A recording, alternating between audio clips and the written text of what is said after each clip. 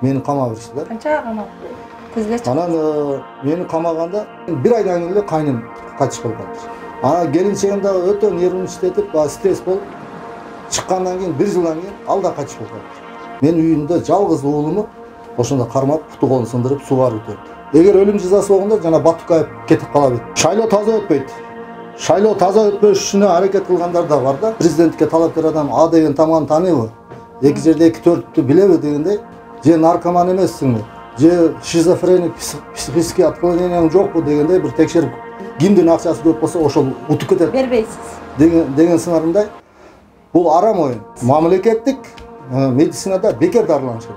Биз ошол конституциянын ар бир сөзүн дагы, тамгасын дагы Кармаксыз. бузбай аткарышыбыз. Саламатсыздарбы, жалпы факты кежинин көрөрмандары жана окурмандары. Өзүңүздөргө маалым болгондой эле президенттик шайлоо 10-январга белгиленген. Ага Борбордук шайлоо комиссиясынын билдиргенине караганда 4 талапкер өзүнүн сунушун көргөзгөн. Алардын бири Лига антикризис коомдук бирикмесинин башчысы Назарбек Нышанов болмокчу. Биз студиябызга чакырганбыз. Алдыдагы пландары туурасында маек курабыз. Коомчулук менен амандашабыз. Баштайлы. Саламатсыздарбы, урматтуу кыргыз элим. Ушул сиздердин элдик таразаңыздарга түшүп отурабыз. Кудай буйруса кимибизди тандайсыздар, аны сиздер чечесиздер, анан Кудайдын буйругу деген бар. Жакшы, ийгиликтерди каалайлы. Мына президенттикке аттанып аткан экенсиз. Бардык документтер, тиешелүү сунуштар аткарылса керек, Ооба. Бердиңиз, э? Азырынча керектүү документтерди тапшырдым. Эми алдыда дагы 1 миллион сом күрөө коюш керек экен. 30 миң кол чогултуш керек экен. Бирок менин көз карашымда бул эң туура эмес нерсе. Себеп? Сүткорлук арам дейбиз го. Ошонун сыңарындай эле бул менин принцибимде арам жол да. Андан көрө жок дегенде жанагы президенттикке талапкер адам А деген тамганы тааныйбы?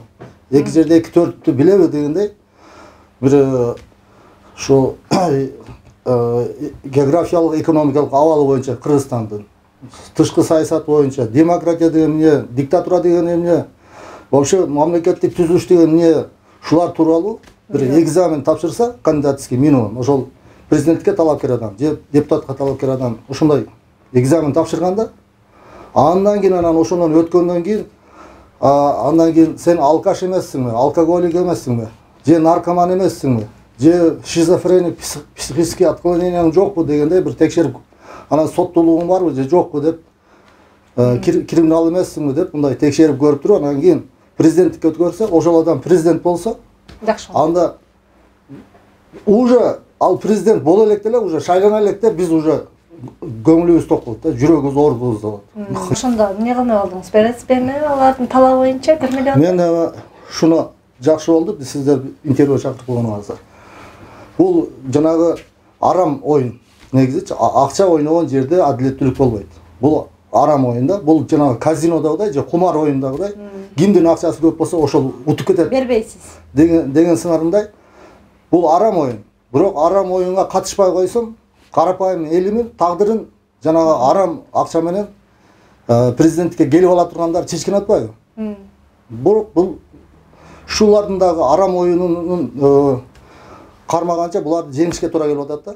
Ар бир келаткан талапкер өзүнүн баягы пландарын түзүп алып, мен эгер президент болсом мындай багытта иш жүргүзөм дейт эмеспи?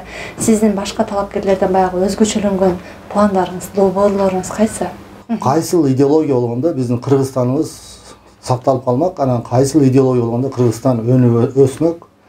Анан Кыргызстандын мамлекеттик түзүлүшү кандай болуш керек эле? Ошол кандай түзүлүш керек эле деп шуну көп ойлоном да. Анан дүйнө жүзү боюнча диктатура, тоталитаризм, демократия деген мына түшүнүктөр көбөйүп кетти да. Элдик башкаруу, истинно народов власти деп коет. Элдик башкаруу. Чыныгы элдик башкаруу да. Чыныгы элдик башкарууда жанагы президент, парламент дегендер бардыгы ошо элдин астында кызмат аткаруучулар болуп калат. Мына мисалы үчүн мына биз эми Алла Таала деп мусулманбыз да. Алла Тааланы баары башына коюп аткандан кийин биздин эреже болуш керек. Ошол эреже боюнча мамлекет иштеш керек, ошол эреже боюнча жарандар жашаш керек да. Ал эреже ушу конституция болуш керек. Конституциядан кийин эле могу элдик башкаруу болуш керек да. Мына карапайым эл астында эле камчы жеп, анан кийин пряник алданып жүрө бербей, ошо карапайым элдин өкүлдөрү могул жерде болуп, бул жогорку элдик конгресс деп коебуз. Жогорку элдик конгресске 6000 шайлоочудан бир конгрессмен шайланып келиш керек да. Ошондо орточо айыл өкмөттөн бир конгрессмен шайланып келет. Чоңурактардан 2ден 3дөн шайланып келишет да. Ошондо 700 конгрессмен, анын 500-ü мажоритардык система менен, башкача айтканда территориалдык округдук система менен шайланып келет. Ал эми 200-ü партиялык тизме менен шайланып келет. Себептен идеологиялык күрөш да болуш керек. Бирок жерлердеги элдин алдында кадыр баркы бар адамдар да шайланып келиш керек. Жалаң эле азыркыда идеологиялык күрөш демиш болуп туруп, жана партиялык, мафиялык тизме түзүп тургандар болсо, жана партиялык, мафиялык, олигархиялык тизме түзүп атпайбы? Өздөрүнө татыктуу, керектүү ляпайдай тургандар. Анан бай адамдарды өзүнө тизмеге киргизип атпайбы? Андай системаны биз жоюшубуз керек. Ошондо мына жогорку элдик конгресске келген элдер, мына президенти да, парламенти да, омбудсмен, коомчулукту, сотту, Борбордук шайлоо комиссиясын тескеп башкарып тура турган болуш керек да. Бирок булар эч кандай айлык албайт. Бир жылда бир жолу келишет. Бюллетень менен шайланып калган немелер 5 жылга шайланышат, 6000 шайлоочудан бир конгрессмен шайланат. Бирок булардын туруктуу иштей турган органы болуп президиум эсептелет. Бу жерде биз президиумду сенат деп койгонбуз. Президиумга 12 адам мүчө болот. 12 адамды сенатор деп коебуз. Ошо сенатка шайлангандардычы. Бирок булар бир эле жылга шайланат, сенаторлорчу. 5 жылга шайланган конгрессмендер улам алмашып, ушу 12 сенаторду улам жыл сайын алмаштырып турушат. Антпесе бир жерде көп иштеп калган адам уже тамырлаша баштайт да. Элдик көзөмөл комитети иштейт. Элдик көзөмөл комитети туруктуу иштеп турат. Бул бардык инстанцияларды текшергенге толук укуктуу да. То есть орусча айтканда народный контроль. Ушул система иштегенде чыныгы элдик башкаруу болот. Бул эч кандай монархияга да, олигархияга да, аристократияга да, анан бир тиран келип туруп бийликти ээлеп алганга да жол бербейт. Эгерде сиз президент болуп калсаңыз, партиялык системаны колдойт белеңизби же бир мандаттуу системаны колдойт? Мен истинный демократ катары, мен демократиялык принциптерин сакталышын, плюрализм мнений деп коет. Жанагы көз караштардын ар түрдүүлүгү болуш керек да. Андан сырткары дагы дифференцированный көз караштар болуш керек. Дифференцированный деген жанагы саясий жактан такшалган көз караштар болуш керек да. Партиялык тизме менен да шайланыш керек и мажоритардык система, территориалдык округтардан шайланып келе турган шарт түзүлүш керек. Бирок территориалдык округтардан бири-бирине мындай айкалышпасачы? Экөө айкалышат. Экөөнү оңой менен бир калпка сала алышпайт да. Ошон үчүн азыркы учурда эки гана багытты көздөп атышпайбы? Же бирөө партиялык система, бирөөсү бир мандаттуу система дешипчи. Сиздин эле мындай токадыр жерин мисалы үчүн биз 70 депутатты азыр парламентке шайлайбыз деген болсок, ошонун 50-сү территориалдык округдук шайлоо округтарынан мажоритардык система менен шайланып келишти. 50-сү. Ал эми 20-сы партиялык тизме менен шайланып келиш керек. Партиялык тизмеге андан көп берсек, ал жерде ызы-чуу көбөйөт. Андан аз берсек, плюрализм болбой калат. Демек сиз экөөнөтөн кошулбайсыз? Мен экөөнөтөн кошулбайм. Андай бир тараптуу болгон туура эмес. Биздеги болуп өткөн бир эпидемия, ооруда, ошол эле учурдагы акыркы учурдагы Пакистандын, Кыргызстан менен баягы медицина тармагындагы мамилесинин үзгөндүгү, деги эле биздин ушул медицина тармагындагы алсыздыгыбызды ушул акыркы жылы мындай далилдедик окшойт да, көрүнүп турду. Анан медик катары айтсаңыз, деги эле Кыргызстан эгерде президент болуп кала турган болсоңуз, Кыргызстандын медицинасын көтөрүүгө кандай пландарды койдуңуз? Конституцияда жазылган. Жарандар медициналык камсыздоо менен бекер камсыз болуш керек депчи. Конституциябызда жазылып турат, а бекер эмес. Бардыгы платный. Бул деген жалганчылык да. Бул деген жарандарыбызды көп күнүзү чак түштү алдоо деген болуп бар. Мындайга жол бербеш керек. Сиз президент болуп калсаңыз, бекер дарыланууга жол берет белеңиз? Мамлекеттик медицинада бекер дарыланыш керек. Биз ошол конституциянын ар бир сөзүн дагы, тамгасын дагы кармаксыз. Бузбай аткарышыбыз керек. Мамлекеттик медицинага түшкөн любой жаран. Кандай оору менен түшпөсүн. Бычакты алып түштүбү, же аппендицит болуп түштүбү, же өпкөсү ооруп түштүбү, ошол бекер дарыланыш керек. Ага биз гарантия беришибиз керек. Медиктердин айлыктары жогору болуш керек. Мисалы үчүн башка цивилизованный мамлекеттерде врачтардын айлыктары 10 000 доллардан кем эмес, 15 000, 20 000 доллардан. Медсестралардын айлыктары 5 000 доллардан кем эмес. Санитаркалардыкы 3 000 доллардан кем эмес. А биздики 3 000 доллар санитарка алып атканбыз ал жакта. Биздин врачтар 1000 доллар да ала албайт. Аны биз Саламаттык сактоо министрлигине болобу, мамлекетке болобу кайрылганыбызда баардыгы эле баягы акчага барып такалат деп айтып берет да. Бизде казынада акча жок дешипчи. Анан эгерде казынада акча жок болсо, анан кайра келип эле жок деген нерсеге такалып аткан болсо, биз ушул нерседен кантип чыгышыбыз керек? Жоктун түбү жок деп коет. Жок айтканды уже бир немеси бар да. Негизи жок дебей эле бар деп туруп эле кылыш керек. Бөлүш керек. Биринчиси ошол жерде сапаттуу медициналык кызмат көрсөтүлө турган болуш үчүн сапаттуу медиктер болуш керек.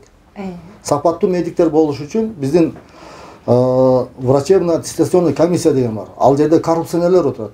Ошол коррупционерлердин баардыгын тазалаш керек. Алардын баардыгы коррупциялык жол менен профессорлук, докторлук, кандидаттык наамдарды берип жүрүшөт да.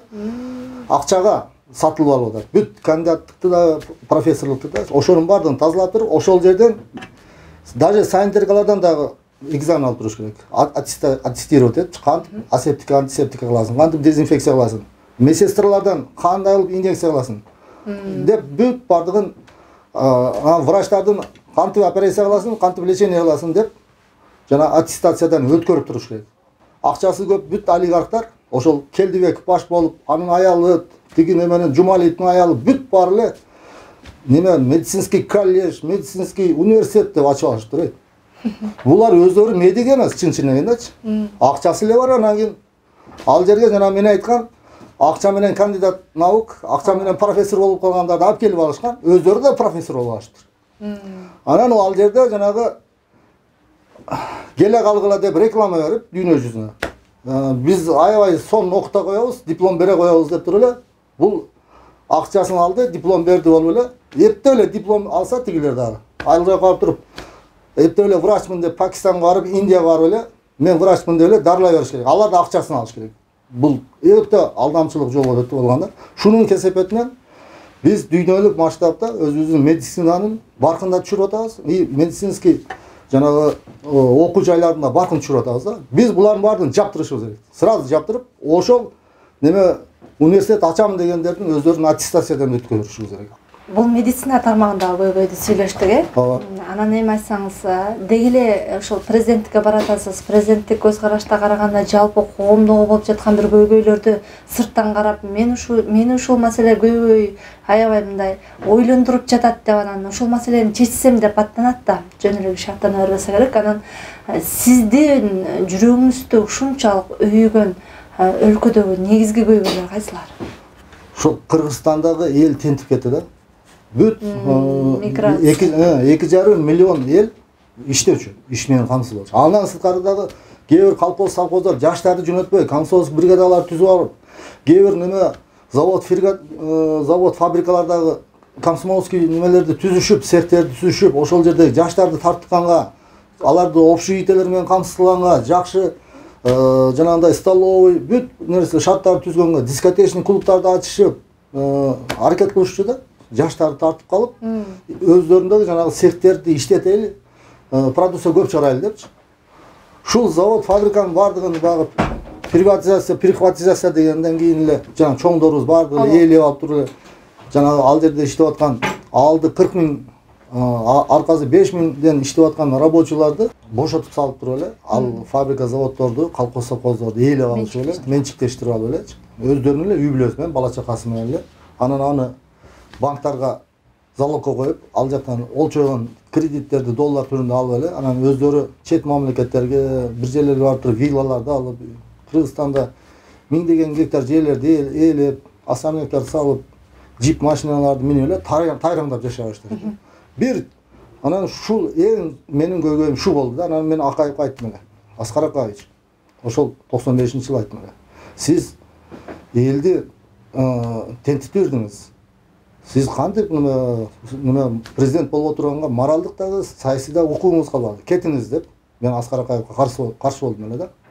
Анан ага импичмент деп кол чогулта баштаганда Аскар Акаев мени камап салды. Анан Акаев мени жөн эле камабай 98-жылы биринчи патриоттук партияны түздүм да. Şu patriotizm ideologiyası men Kırgızstan'ı saktap kalayım. Ellerinin жүрөктөрүндө patriotizmdi ойготойм. Patriotizm ойгонгондо эле, мына биздин элибиз экен, мына жерибиз экен. Муну жегенге кимдин акысы бар? Муну биз сакташыбыз керек деген мындай көз караштар пайда болсо, анан жана жеп аткан чиновниктер да патриот болуп калып, алар деле жеп атканын токтотуп коебу деген мындай патриот болуп калбадымы деп кичине оңолуп калабы дедим эле. Анан алар оңолбосо дагы карапайым элдин патриотизми күчөп, өзүнүн мамлекетин, жерин сактап калган деп ошентип анан күрөшө баштадым. Күрөшө баштаганда элдер көбөйө баштады, патриотторчу. Анан ушул патриоттук партияны регистрациядан өткөрүп, анан Акаевга жанагындай импичмент кылдык да. Ошол Сианет Барсуковдон Сианет төгүлүп калды. Ошо 20-май 98-жылы. Анан ошонун айынан биздин алтындар өзүбүзгө, мамлекетибизге, элибизге иштебей эле, кимдир бирөөлөр тоноп кетип атат. Анан кийин ошого каршы чыкканда мени камап беришти. Канча камап? Көзгө чыкты. Анан мени камаганда ошол мезгилде ушу сиздердин коллегаларыңар, журналисттер мени патриот номер 1 деп атап, бүт ызылдатып гезиттерге жазып калды эле да. Орус жана Утро Бишкек, Вечерний Бишкек, Асаба, Кыргыз руху бүт бардык гезиттерде патриот номер 1 деп жазып калды эле да. Анан ушинтип жазып атак даңкым чыгайын деп калган экен. Аны мен өзүм байкапмын. Анан Акаевга каршы болуп импичмент кылып кол чогултуп сунун алдына. Ушинтип катуу киришип калганымда эл предреволюционный ситуацияга түшүп калды. Анан ушул моментте Акаев муну жоготкула деген экен. Менин үстүмөн арыз жазышып туруп камашты. Анан мени эле камап койгону аз келгенсип, үйүмдөгү келинчегим бир тууган 20 жаштагы иниси келген экен. Аны дагы камап салыштыр. Бир айдан кийинчи. Неме жана Мисир Ашуркулов менен Өмүрбек Кутуев деген Мисир Ашуркулов СМБнын башчысы болчу. Өмүрбек Кутуев МВДнын башчысы болчу. Экөө жасакерленип менин аялым менен кайнымды да камаптыр. Аларды наркотик ыргытып турупчу. Алар 1 жылдан ашык түрмөдө жатып чыгып кетиптир. Чыккандан кийин 1 айдан кийин эле кайным качып болуп калыптыр. Алар неме наркотик менен чыккандар груз дейт экен, тияктар эмелерчи, преступниктер. Келинчегим дагы өтө нервин иштетип, стресс болуп чыккандан кийин 1 жылдан кийин ал да качып болуп калыптыр. Мен 5 жыл түрмөдө отурдум. Мен 18 жылга кесишти. Акаевдарчы. 5 жыл түрмөдөн отуруп чыгып 2004-жылы чыктым. 98-жылы камагандан кийин. Андан кийин анан ошол аялымын кайтыш болгонун угуп, кайнымын кайтыш болгонун угуп, кайын журтума барсам, мени кайын журтум жөн эле жебиргидей болуп калыптыр. Шунун кесепетинен 2 перзентибизден ажырадык. Ушул акмактын кесепетинен ушул Акаевга каяктан да каршы болду депчи. Андан кийин 1 жылдан кийин эле Акаев качты, Бакиевдер бийликке келди. Анан Бакиев келип алып эле жаңгырактан баштайбыз. Мына революция болду дейт. Анан мен карасам 7-этажда Акаевдин эмеси, Бакиевдин аппарат жетекчиси Медет Садыркулов деген киши экен. Жана Акаевга дипломат менен акча ташыган киши. Госсекретарь болсо Дастан Сарыгулов деген. Акаевди какшаткан ал. Алтындын немеси башчысы болуп туруп, ошол Кыргыз алтынын башчысы. Алтын урдаган киши. Анан Болжурова деген жанагы немеде анын күйөөсү Кулбек Бөкөнбаев деген МЧСтин немеси министр болчу. Жанагы Барсуковго сенат төлгөндө ошол Бөкөнбаев мына таптаза эле экен деп 2 стакан ичкен да, 2 стакан ичип андан кийин кардиологияга жатып реанимацияга. Өлөйүн деп араң тирбей калган ошолчу. Жанагы жасакерлик кылып Акаевчы. Мен ошол сиянет төгүлдү. Биздин берметибиз ысык көлдү неме анын ичинде балыктар бүт ландшафтты өлтүрө турган болду мына сиянет. Буларга неме коюшубуз керек, штраф салышыбыз керек. Буларды чыгарышыбыз керек дегенибизге каршы жана кошоматтанган неме жүрөт да. Анан мен Бакиевге айттым. Жаныңызда бүт эле коррупционерлер, Үсөнсүздүк деген коррупционер. Тиги Данияр Үсөнов деген аферист коррупционер жүрөт. Булардын баары 7-де жүрөт. Кантип революция кылдым деп мактанасың? Кетирбесең анда сен өзүң коррупционердин ана башчысың десем. Бакиев камады мени. Бакиев мени 3,5 жыл кармады. Түрмөдөчү. Бакиев камагандан эле үйдөгү атам шунчалык стресс болупту да. Өткөндө деле балдары чиедей болуп, кичинекей болуп турган мезгилде камалып 5 жыл түрмөдө жатты эле. Эми бул качан чыгат деп эле баа тревога болуп туруп, давлениясы көтөрүлүп, мээсине кан коюлуп, каза. 20 күндөн кийин мен камалгандан кийин каза болуп кетти. Андан кийин Бакиевдер камагандан 3,5 жылдан чыктым. Чыксам, Бакиевдер качып, анын ордуна убактылуу өкмөт деген желмооздар келип калды. Ол 14 желмооз. Ал эми 14 желмоозду мактанганын айтпайлы коюңуз. Революция кылдык, укмуш манаке. Жыргатабыз, кыйратабыз депчи. Анан силер желмооздар болчуңар деген аналарга каршы болдум. Ага чейин эле желмооздун дагы өтө күчтүүсү тиги Атамбаев деген желмооз президент болуп калды. Анан мен Атамбаев сен недостойный болчуң. Президенттикке болчуң, сага ошол келбеш керек болчу. Аферист болчуң. Тиги Акаевдин да Бакиевдин куйругу сен болчуң. Керек болсо СДПК партиясын сен түзгөн эмессиң, Акаев түзгөн партия. Акаевдин мезгилинде сен 7 заводду ээлеп алган неме аферист болчуң. Коррупционерисиң деп мен ага каршы болуп атканда, мен үйүмдө жалгыз уулуму бул жанында жана Эркин Мамбеталиев деген гангстерди алып алган да. Дагы башка бүт адам өлтүрүү шайкаларды алып алган. Анан ошо үйүмдөгү балама кол салдырыптыр. Менин балам бизде 30 деген жайлоо бар. Ошо 30 деген жайлоого уйларды торпоктор менен айдап жеткирип, кайра келеткан жерден, атчан келеткан жерден. Ошо 25 май суу кирип турган мезгил болчу. Ошондо кармап, путу колун сындырып, сууга өтүрүптүр. Кийин анан bir ay издеп араң таптым баламычы. Даже таба албай каламбы деп ушунчалык үмүтүм өчүп турат эле да. Ошол жалгыз уулум анан ажырадым.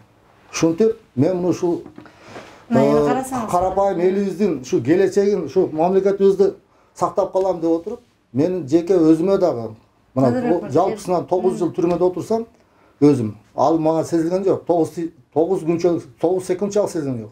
Бирок жакындарыңан айрылганда, жакындарыңа кол салганда, сенин бала чакаң үйүндө чызылдап, ызылдап турганда, булар менен күрөшүп жүрсөмчү. Булар ошолордун эмесин тартып атат. Мага ошондорду, мени баш кылып туруп ушундай ызылдап, чызылдаткандардын немесин тартып атат. Мына ошо Акаев мына бала чакасы менен келе албай жүрөт. Бакиев бала чакасы менен келе албай жүрөт. Тууган уругу менен келе албай жүрөт. Эми мына Садыр Жапаровдор эми биз революция кылдык. Каяктан Садыр Жапаровдор революция кылды? Революцияны карапайым элдин балдары жасады. Но коррупциялык системага каршы люстрация кылайлы деп жасады. Ал эми аны уурдап алгандар ошо Бакиевчилер болду. Ошол Ташиев баш болгон, Садыр Жапаров төш болгон Бакиевчилер бийликти уурдап алып, азыр ээлеп алып, узурпация кылып, ушу мыкайып бийликти ээлеп алышып отурушат. Жалаң Бакиевчилерди азыр бийликке коюшат. Анча-мынча кээ бирлер менен содалашып. Ушунусузга эле дароо мен эме суроо затайын, кыскачараак жооп бериңиз. Биздин убакытта соңуна чыгып атат. Мына азыркы айтып атпайсызбы, баягы Бакиевчилер келип атат, же болбосо мурдагылар келип атат депчи. Мына чындыгында сиз айткандай революциянын негизги максаты баягы бир чети шайлоону жокко чыгаруу, экинчиси баягы жаштар келсин деген талапты коюшту эле. Бирок эмнегедир акыркы учурдагы баягы кадр маселеси коомчулукта кайрадан тынчсыздандырып баштады да. Мына ушул кадр маселесине карата сиздин көз карашыңыз кандай? Бизде кадр маселе ошол эле чечилген эмес, башынан элечи. Ошол Акаевди президенттикке алып келген өзү кадровый маселе ошолчу. Ошол кадровый маселе эмес, ал регионалисттик маселе болуп калган да. Ошол азыр деле ошо регионализм, трибализмден жана куда сөөк, тааныш тунуштан, дос чарлыктан чыга албай эле, табакташтыктан чыга албай эле жүрүшөт. Кадрды деген кантип тандайт? Кадрды тандаганга кадровый отдел болуш керек. Кадровый отделдин астында жана мен айткандай аттестационный комиссия дегенде эле конкурсный комиссия болуш керек. Конкурсный комиссияда эч кандай жанагындай акча тыйын алганга, жанагындай акча алып туруп бир жерге кызматка койгонго шарт бербеш керек. Экинчиден бүт бардыгын профессионалдык деңгээли жанагы биз айтпадымбы, президенттикке кандидатский минимум тапшыргандай эле ошол эле кызматка өзүнүн минимум профессионалдык минимум көрсөтүш керек. Ошол минимумуна. Анан экинчиден жанагындай Акаевдин мезгилинде, Бакиевдин мезгилинде, убактылуу өкмөттүн мезгилинде телпеңдеп ошолордун жанагы немесин чачпагын кармап жүргөн эмеспи? Ошол коррупциялык системага салым кошуп жаш болсо дагы ошол жерде ыбырсып жүргөн адам эмеспи? Ошонусун караш керек. Айрым учурда баягы коомчулукта дагы кээ бир адамдар айтып калышат, бул коррупция оңой менен жоюлбайт. Анын жоюунун бирден бир жолу баягы өлүм жазасын киргизүү деп калышат да. Сиздин көз карашыңыз кандай? Менин көз карашым деле ошондой. Менин көз карашымда деле бул коррупция деген жөн эле мамлекетти тоноо эмес, бул ири өлчөмдө тоноо да, ар түрдүү жол менен тоноо да. Ошонун кесепетинен карапайым элдин миңдеген элдерге зыян келтирүү да. Эгер өлүм жазасы болгондо жана Батукаев кетип кала албайт болчу. Жана Эркин Мамбеталиев деген гангстерлер чыгып кете албайт болчу. Өлүм жазасынын жоктугунан азыр көп өлүмгө татыктуу көп адамдарды өлтүргөндөр чыгып кетип калып атат. Бизде коррупция гүлдөп турган мезгилде, сотторубуз акчага сатылып аткан мезгилде, прокурорлорубуз сатылып аткан мезгилде бул өлүм жазасын жок кылып койгондугубуз аябай буларга наруку болуп атат да, буларга жыргал болуп атат да. Ошондуктан биз өлүм жазасын негизинен мен жети түрдүү кылмышка киргизиш керек деп ойлойм да. Бир коррупциялык эле эмес, мамлекеттик чыккынчылыкка. Андан сырткары өтө зор коркунучтуу идеологиялар бар. Ал идеологиялар мисалы үчүн мондой идеологиялар да. Уюшкан кылмыштык топ. Бул абшактарды түзүп, булар деген мамлекеттик закондорду неме уруп ойногону жок. Булар даже өздөрүнүн закондору менен жашайт. Анан фашисттик көз караштарды таратуучулар. Мисалы үчүн кыргыз бул дүйнө жүзүндөгү эң кыйын эл, кыргыздан кыйын эл жок деген сөздүн өзү фашизм да. Мындай идеология болбош керек. Анан сепаратисттик, мына таласты өзүбүзчө бөлүп алабыз, Ош Жалалатты өзүбүзчө бөлүп алабыз деген көз караш барларды. Булар атууга кетиш керек. Анан улутчулдук, национализм. Анан диний экстремизм. Ой, мусулмандар, анан мусулмандар аябай мындай болушубуз керек, тикиндей болушубуз керек, анан кыздар мындай кийиниш керек, эркектер мындай жүрүш керек деп мындай ашча кетип аткан экстремисттик. Анан жок, муну союш керек, муну ташбаран кылыш керек, муну жок кылыш керек, мунафык андай мындай деп мындай экстремисттик уклонго өтүп кеткан диний экстремисттерди да, анан регионалист, трайбалисттерди. Ой, биздин бала болуш керек. Экөө бир чыкпайт. Бирөө экөө чыкпаса да бирөө башчы болот деп трайбалисттик жолдор менен мындай көз караштарды айтып аткандарды ордунда токтотуш керек да. Мушу идеологиялар. Анан баягы жаш балдарды бузгандар бар. Жаш балдарды. Анан жаш кыздарды бузгандар бар. Буларды атууга кетиш керек. Өлүм жазасын киргизмейинче биз немеде мамлекетте тартипти алып келе албайбыз. Шайлоо таза өтөт деп ойлоп атасызбы? Шайлоо таза өтпөйт. Шайлоо таза өтпөшүнө аракет кылгандар да бар да. Садыр Жапаровдун личности тартипти алып келе албайт. Бул деген бир сөздү бир айтат экен да, анан кийин ал сөздөн кайтат экен. Тартип алып келе турган адам алдын ала ойлонуп туруп, анан мындай кылам дегенден ошону кылат. Андай кыла албаган адам эч кандай өзү да тартиби жок. Өзү да тартип кыла албайт да. Жакшы. Эми ушул көрсөтүүбүздүн негизги темасы баягы эмгегим элиме деп айтылат. Анан сиздин ушул коомчулукка буга чейинки элиңизге кылган эмгектериңизди баса белгилеп өтүңүзчү. Врач, хирург, онколог эле болоюнчу деген ниетте. Анан өзүм атам да врач болчу. Ал кишинин ниети болсо керек, балам мага ошол эле врач болсо экен деп окутканда, анан мен да өзүм ошол кесипти аябай сүйүп окугам. Анан ниетимде ушу элиме ушу гумандуу жактан эле, бирөөгө зыян келтирбей эле, эч кимге жаман сөз сүйлөбөй, наоборот ушу кыйналып аткан адамдын кыйынчылыгын жеңилдетейин деген эле ниетте врач болоюн деп неме кылгам да. Народный контроль дефицит болуп кетти. Неме баягы дүйнө инфляция кетип, жана азык-түлүк, башка товарлар дефицит болуп кетти. Анан ошондо мени биздин райондун депутаттары эң честный бала экен. Шуну биз народный контроль кылып алайлы өзүбүзгө деп. Мени сыртыман эле өздөрү томбу чиптирип эле мени райондун народный контролдун председатели кылып шайлашты. Анан народный контролдун председателі болуп шайланып, жанагы таңкыс товарларды ошол кант, un, май бүт бардыгын элге тегиз бөлүштүрүп иштеп жүргөнүмдө кийин эле жана фермерство, жана колхоз, совхоздор ушундай бөлүнө баштаганда, анан фермерлер эмне кыларын билбей аткан мезгилде ошо жер жана агрардык реформаны колдоо фондунун түштүк региону боюнча президенттик кылып мени шайлашты. Ошол неме боюнчачы. Анан ошентип анан фермерствону уюштурууда мен ушундай кызмат кылып жүрдүм да. Элдин көбү таң калат. Бул каякта жүргөн адам эле. Муну эч качан көрбөптүрбүз го. Учурда эмне менен алексиз? Мен азыр красный зонага кирип атам. Коронавируска каршычы. 2 жолу кирип чыктым. Өткөндө ат башыга дарыгер катары барып ошо коронавирусту жоюш үчүн ошол жерде иштеп, кечегиде биякта июлда госпиталда болдум. Азыр дагы дневной стационарга кирген атам.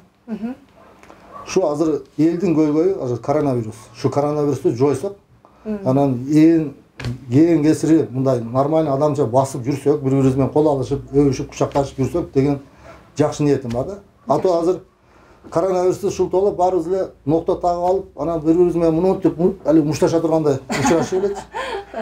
Жакшы. Анда сизге ийгиликтерди каалайбыз. Чынында кадамдарыңыз алдыга адай чыла берсин демекчибиз. Келип ушундай бир жакшы маек куруп бергениңиз үчүн сизге чоң ыраазычылык билдиребиз. Рахмат Айзада. Силерге да иштериңизге ийгилик. Чоң рахмат. Урматтуу көрөрмандар, ушун менен бүгүнкү көрсөтүүбүз соңуна чыкты. Кайрадан амандашканча саламат.